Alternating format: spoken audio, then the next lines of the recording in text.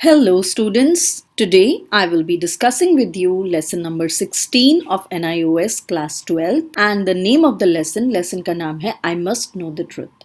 और I must know the truth एक story है जो कि एक लड़की के बारे में है, एक लड़की जो कि अडॉप्टेड है, जिसे गोद लिया गया है और ये स्टोरी सुनाई है none other than her own sister। लड़की का नाम है आराधना और ये कहानी सुनाई है उसकी बहन सिमी ने।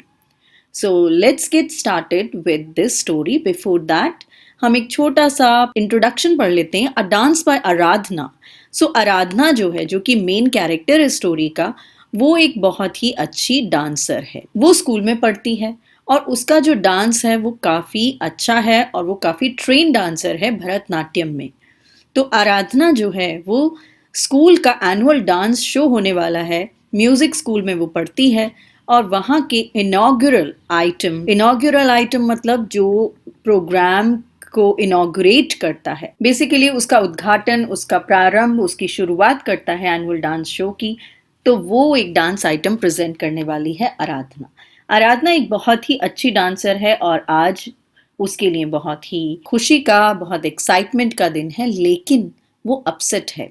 वो अपसेट क्यों है, वो दुखी क्यों है, डिसअपॉइंटेड क्यों है? Let's find out the reason in this story. इस लेसन के ऑब्जेक्टिव्स, इस लेसन को पढ़ने के बाद आप एक इंग्लिश स्टोरी रीड कर पाएंगे, अंडरस्टैंड कर पाएंगे, रिलेटिव क्लॉजेस को समझ पाएंगे, फ्रेजल वर्ब्स को अंडरस्टैंड कर पाएंगे, यूज कर पाएंगे और अपनी प्रेफरेंसेस को स्पीच में एक्सप्रेस कर पाएंगे, अपनी राइटिंग्स को एडिट कर सकेंगे। शुरुआत करते हैं सेक्शन 1 से। 16.1 section 1। Shortly before the annual dance show of Kamala Devi's School of Dance and Music commenced, I slipped backstage once more and hugged her. I कौन है? Like I said, I जो है वो है जो मेन कैरेक्टर है आराधना, उसकी बहन, और इस कैरेक्टर का नाम है, I का नाम है सिमी। Shortly before मतलब थोड़ी ही देर पहले, थोड़ी सी देर पहले। किस चीज के पहले? एक एनुअल डांस शो होने वाला था Kamala Devi school of dance and music का। कमेंस्ड मतलब शुरू हुआ, तो उस डांस शो के शुरू होने से जस्ट पहले आई स्लिप्ड बैक स्टेज। स्लिप्ड का मतलब गिरना नहीं है यहाँ पर। स्लिप्ड बैक स्टेज का मतलब मैं थोड़ी देर के लिए बैक स्टेज चली गई थी। मतलब एक मेन स्टेज होता है और स्टेज के पीछे का जो एरिया होता है जहाँ पर पार्टिसिपेंट्स रहते हैं, वहाँ पर तैयारी करते हैं।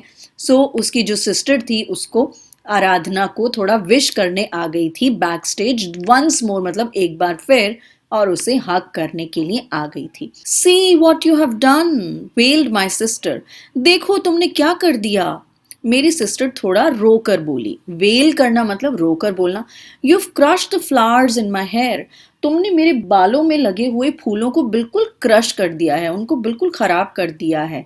She patted her hair back into place. और उसने मानो बालों को दोबारा से थोड़ा पैट किया, थोड़ा अपने हाथ से हिला करके बालों को थोड़ा अरेंज करने की कोशिश करी। बैक इन टू प्लेस मतलब उनको वापस जैसे पहले थे वैसे ही उनको करने की कोशिश करी, उसको अपने हाथ से पैट करके। And arrange the pleats. Pleats मतलब जो साड़ी में प्लेट्स डली होती हैं उनको प्लीट्स कहते हैं basically. Arrange the pleats of her Bharatanatyam dress. और उसने जो भरतनाट्यम ड्रेस पहन रखी थी उसकी प्लीट्स को ठीक किया ताकि कोई कमी ना रह जाए। Oh you look great. अरे तुम बहुत ही अच्छी लग रही हो, मैंने उससे कहा। In fact you look very beautiful. तुम ग्रेट ही नहीं बल्कि, इनफैक्ट मतलब बल्कि, तुम बहुत ही सुंदर लग रही हो। My sister did not believe me. और उसने मेरा बिल्कुल यकीन नहीं किया, उसने मेरी बात को बिल्कुल नहीं माना। She turn towards a mirror and stared at herself. मेरी बात सुनने के बाद वो आईने की तरफ मुड़ गई। टर्न टूवर्ड्स मतलब की तरफ, मिरर मतलब आईना, और अपने आप को देखने लगी। स्टेयर्ड एट हरसेल्फ अपने आप को देखने लगी और हमारी आंखें मिली। You are beautiful. उसने मुझे देखकर कहा तुम सुंदर हो। विस्पर्ड मतलब धीरे से कहा, मतलब हमारी आंखें मिली आईने में और जब आईने में उसने देख कर ही मुझसे बोला तुम सुंदर हो। इवन विदाउट द फ्लावर्स, फूलों के बिना, गहनों के बिना, ऑर्नामेंट्स मीन्स गहने, और इस सब साज संवार के बावजूद तुम सुंदर हो ज्यादा। And she brush down her silken dress, और वो अपनी सिल्क की जो ड्रेस पहनी हुई थी भरतनाट्यम की, उसको अब ठीक करने लगी, थोड़ा सा झटकने लगी नीचे, ब्रश करके उसको थोड़ा ठीक करने लगी। यू आर सो, और वो कुछ कहना चाहती थी लेकिन वो रुक गई। अब वो क्या कहना चाहती थी, क्या उसका मन में चल रहा था, वो हम अब जानेंगे। मुझे मालूम था कि वो क्या कहना चाहती है। एंड शी वॉन्टेड टू से फेयर फेयर। इसका मतलब इससे पता चलता है कि सिमी जो थी वो थोड़ी गोरी थी और आराधना जो थी वो थोड़ी काली थी, और उसको अपने डार्क कॉम्प्लेक्शन का बहुत ही इंफीरियोरिटी कॉम्प्लेक्स था। उसको लगता था कि बेशक उसके अंदर कितना ही अट्रैक्शन हो, कितना ही ब्यूटीफुल फेस हो, कुछ भी हो, लेकिन उसका जो कलर था फेस का, कॉम्प्लेक्शन जो था, वो इतना फेयर नहीं था।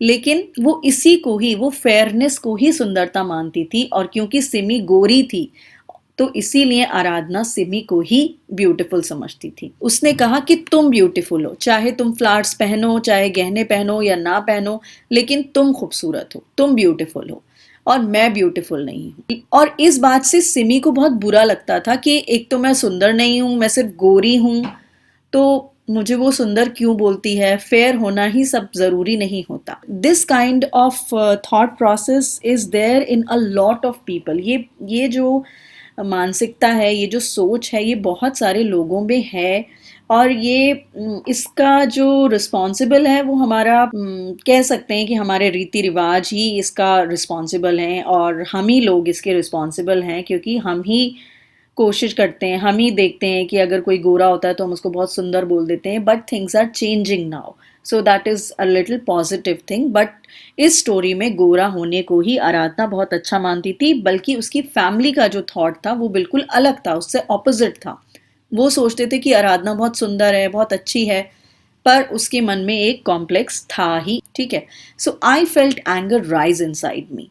मेरे अंदर, यानी कि अब मैं कौन है, ये सिमी कह रही है, मेरे अंदर बहुत ज्यादा गुस्सा था इस बात को लेकर। और जब मुझे पता चला, जब मैंने मन में सोचा कि हाँ ये तो ये फेयर ही बोलने वाली है, तो इस बात को सोच कर ही मेरे अंदर गुस्सा जागने लगा। Fair, as if that was all that mattered most, more than a good figure, a chiseled face, more than the beauty that lies within. और उसको तो हमेशा यही लगता था कि सिर्फ गोरा होना ही सब कुछ है। As if all that mattered, मतलब गोरा होना ही सब कुछ मैटर करता है। मोस्ट मतलब सब कुछ मैटर करता है, चाहे आपकी फिगर अच्छी हो, मतलब आपका बॉडी लैंग्वेज, आपकी बॉडी पोस्चर अच्छा हो या ना हो। चिजल्ड फेस मतलब एक नाक नक्श अच्छा होना चाहिए, खड़ी नाक होनी चाहिए, और ब्यूटीफुल फेस होना चाहिए। तो उससे ज्यादा मैटर उसको लगता था कि बस गोरा हो गया ठीक है। More than beauty that lies with in. और एक कैरेक्टर भी होता है इंसान का, कि इंटरनल ब्यूटी है इंसान में या नहीं, सिर्फ आउटर ब्यूटी से कुछ नहीं होता, इनर ब्यूटी भी होनी चाहिए। I knew I wasn't as beautiful as she was with her fine regular features, and I wasn't even half as talented as her. और अंदर ही अंदर मुझे पता था कि मैं उसकी जितनी सुंदर नहीं हूँ, क्योंकि उसके जो फीचर्स थे काफ़ी फाइन, काफ़ी शार्प फीचर्स थे। उसकी नाक बहुत सुंदर थी, उसका फेस का कट बहुत सुंदर था, उसकी बॉडी की जो फिगर थी वो बहुत सुंदर थी, और सबसे ज़्यादा वो टैलेंटेड बहुत थी। वो काफ़ी इंटेलिजेंट और काफ़ी टैलेंट था उसमें, क्योंकि वो इतनी अच्छी डांसर थी, इतना अच्छा डांस कर सकती थी। सो शी वॉज वेरी टैलेंटेड, और सिमी इतनी टैलेंटेड नहीं थी। एक उसके अंदर क्वालिटी थी सिमी में, और वो क्या थी, गोरा होना। और आराधना के लिए सिर्फ गोरा होना ही इम्पोर्टेंट था। सो जो चीज़ हमारे पास नहीं होती, हम उसके लिए कितना कोशिश करते हैं कि काश ये होता हमारे पास। So this story actually proves this, but we will see how the story unfold. So let's go back.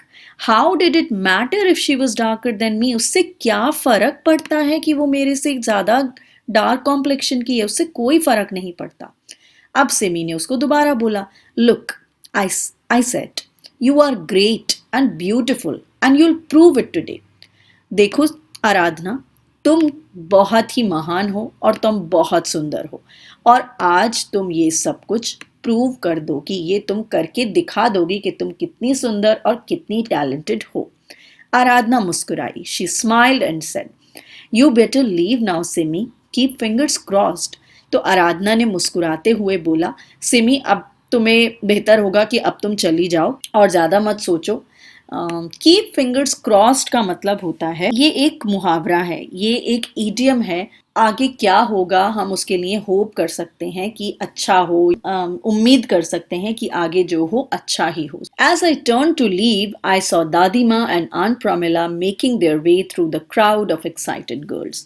और जैसे ही मैं बाहर जाने लगी वहां से, बैक स्टेज से, मैं इस सिमी, जैसे ही सिमी बैक स्टेज से जाने लगी उसने वहां पर दादी माँ को देखा और आंट प्रामेला को देखा। आंट प्रामेला जो थी वो इनकी एक आंटी थी, making their way through the crowd of excited girls, और वो अपना रास्ता बनाती हुई आ रही थी जहाँ लड़कियों के बीच में से।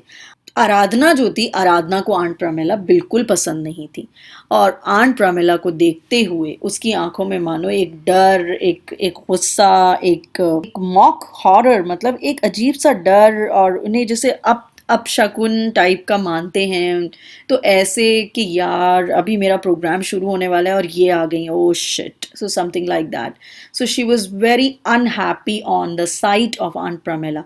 कम ऑन आराधना, अरे आराधना छोड़ो ना, कोई बात नहीं।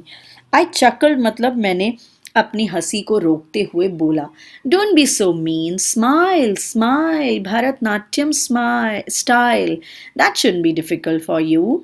तुम इतनी भी मीन मत बनो, इतनी भी कंजूस मत बनो, थोड़ा हंसो, थोड़ा जोर से हंसो, अपनी स्माइल को थोड़ा और फैलाओ, जैसे भरतनाट्यम के डांसर स्माइल करते हैं वैसे ही स्माइल करो। तुम्हारे लिए तो ये मुश्किल नहीं होना चाहिए, तुम तो इतनी अच्छी टैलेंटेड डांसर हो। My grandmother who suffered from rheumatism waddled towards my sister.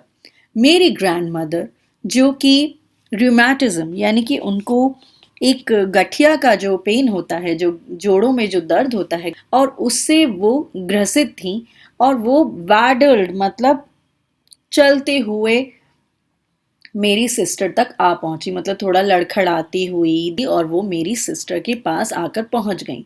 My mother appeared from behind her and said in her ambassador voice. मेरी माँ पीछे से उनके पीछे से आई, मतलब मेरी माँ शायद पीछे थी और वो पीछे से आगे आई, और उन्होंने अपनी एम्बेसडर वॉइस में, एम्बेसडर वॉइस मतलब हम किसी को जब बताना चाहते हैं कि देखो ये आया है, देखो तुमसे कौन मिलने आया है आराधना, देखो तुम्हें कौन विश करने आया है, so like that, that is an ambassador voice, मतलब अपनी आवाज को रिप्रेजेंट करना, किसी और के लिए दर्शाना।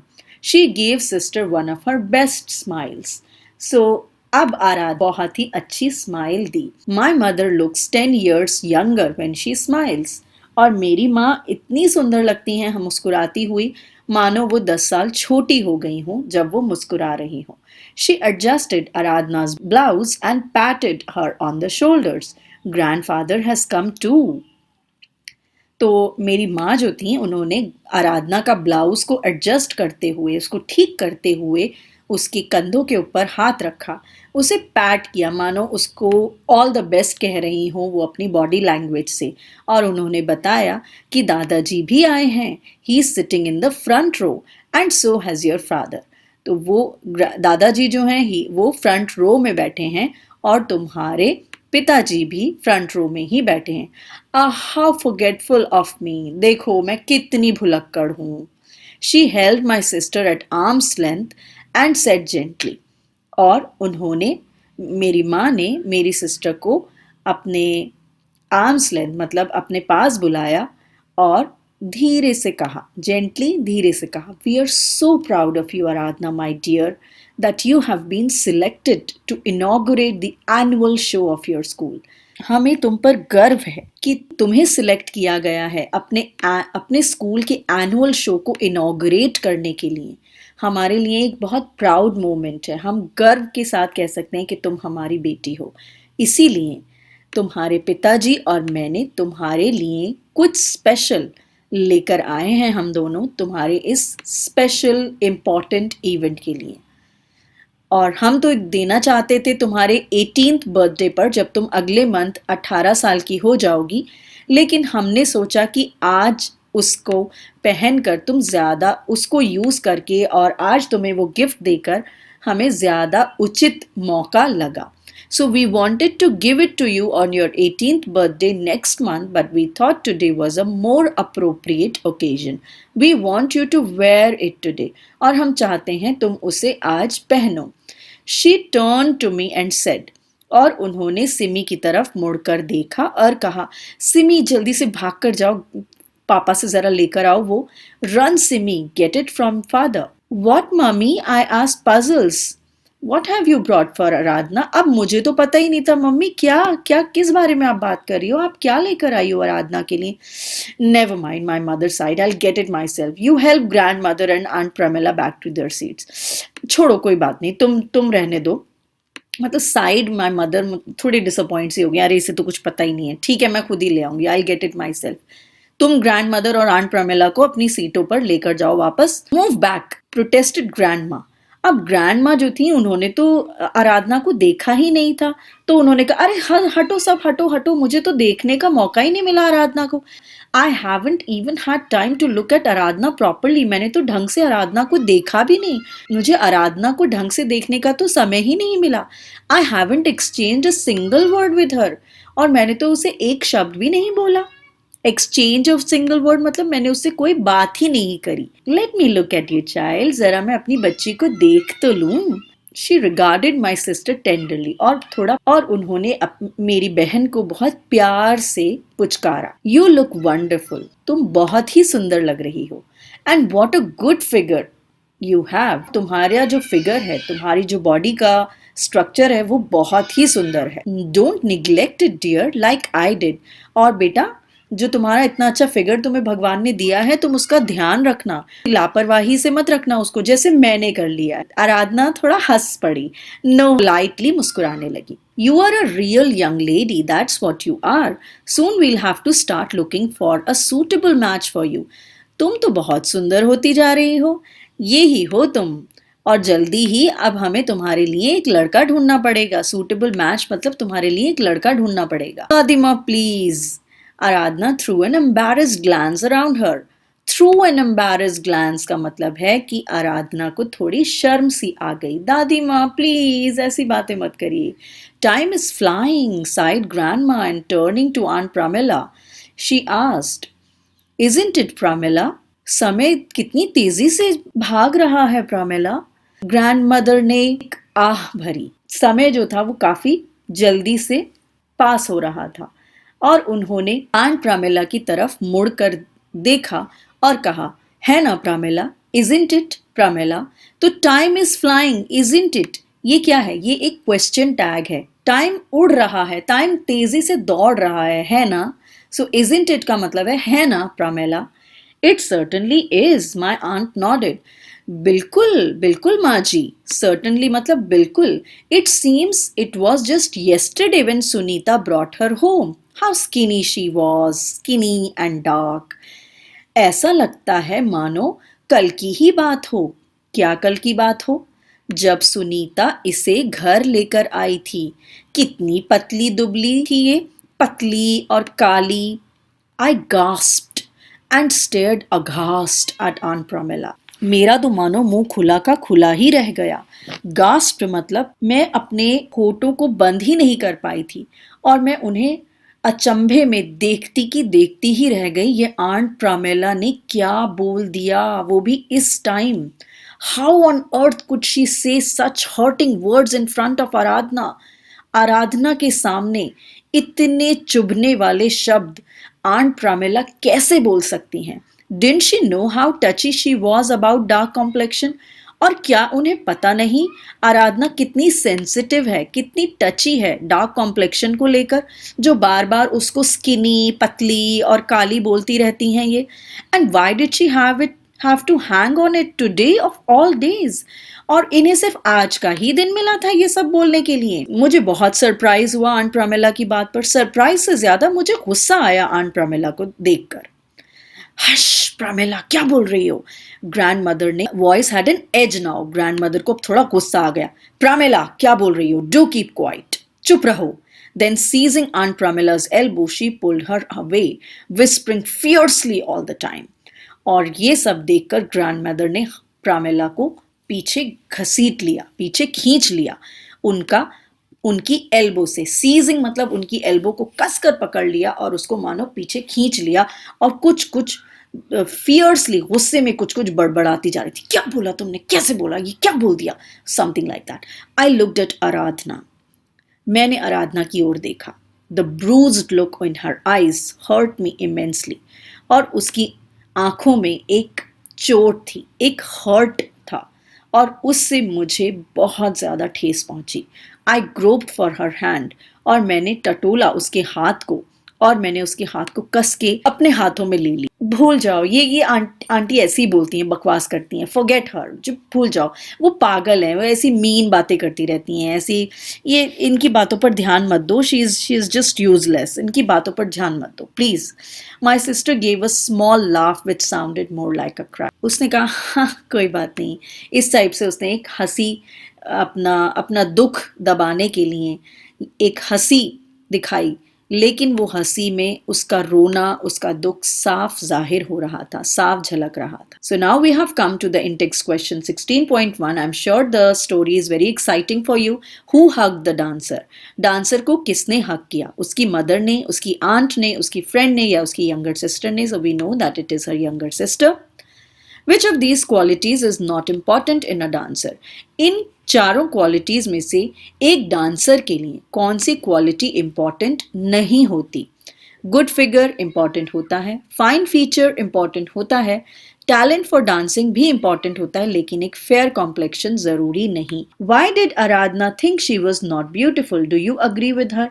आराधना को ऐसा क्यों लगता था कि वो सुंदर नहीं है? क्या आप उससे अग्री करते हैं? क्या आप उससे सहमत हैं? आराधना को ये इसलिए लगता था कि वो सुंदर नहीं है क्योंकि उसका रंग गोरा नहीं था, और हम उससे बिल्कुल अग्री नहीं करते। And the answer is Aradhana thought she was not fair and she had a dark complexion. No, we do not agree with her. Okay, next question is who were the people who came to wish Aradhana?